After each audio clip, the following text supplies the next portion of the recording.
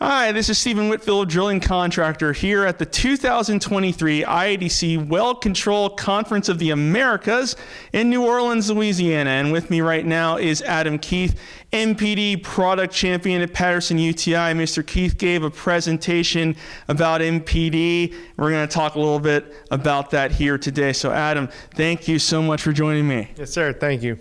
So one of the things that you brought up here at the conference was this discussion of the definition of MPD and how the industry defines it and how we really should be defining it. So for anyone who might be watching out here, tell us about those distinctions and why is that distinction important? Sure. So we're not looking to redefine MPD, but really verify what the IADC already defines MPD as. So a lot of times in the industry, a lot of people might say what they're doing is MPD, when actually, if you go by the IADC's definition, we wouldn't exactly qualify that as MPD.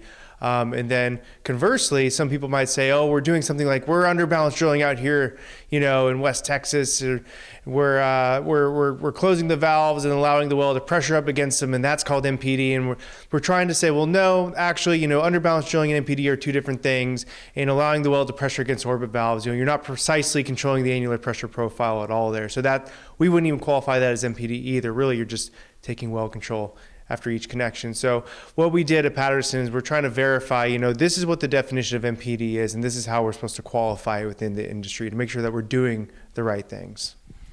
So we talked a little bit about the risk involved as well with MPD operations. Can you go over what some of those risks are from a drilling contractor's perspective? What are you looking at? Sure. So out in the industry, if the plans are made to where they're going to hold too high of a pressure on the well, then that puts them at risk of being too hydrostatically underbalanced.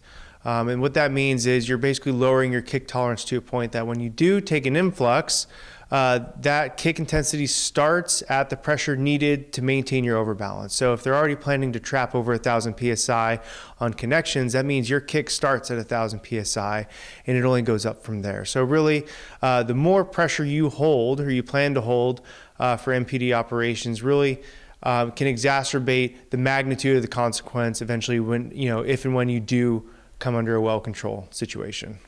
So as the MPD product champion at Patterson-UTI, I'm sure you're well versed to answer this question about what are some of the steps that Patterson's been taking to sort of mitigate some of these risks that you've outlined with MPD. Sure. So a lot of it has to do with referring to API 92M.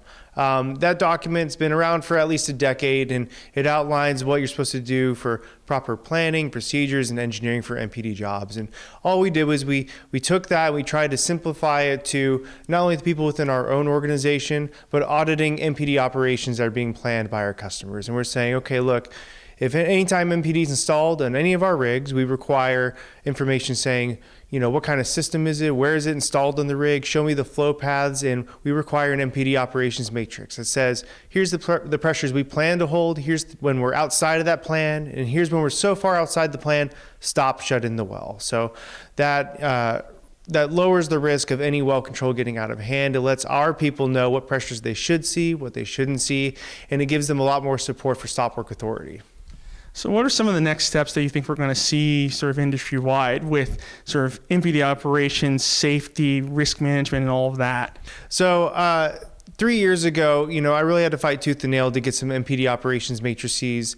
But nowadays, after we've been implementing this and raising the knowledge level within our own company and how that's translating to our partners in the industry, I've been getting those 2 weeks ahead of time before the job even starts. So what we're really doing right now is reinforcing the standards that are already out there, making sure that they're being conveyed to our customers. And in the future, we're looking at things like standardizing third-party RCD configurations, which types of connections are allowed within pressured areas, maybe rig mud pump interlocks based on what pressures we're seeing at what locations on the rig, and really just standardized technical analysis for this sort of thing. We want to make sure that we are being a partner to our customers. We want to make sure that their goals are being met, but we also want to make sure that we're doing it in a safe way that benefits, both of our objectives. Well, Adam, thank you so much for taking the time to speak with us a little bit here about NPD risk and the things that you guys are doing. It's a conversation that we're hearing a lot more of in the industry, so we appreciate you sharing some of this insight with us. Thanks, Stephen. And thank you for visiting Drilling Contractor.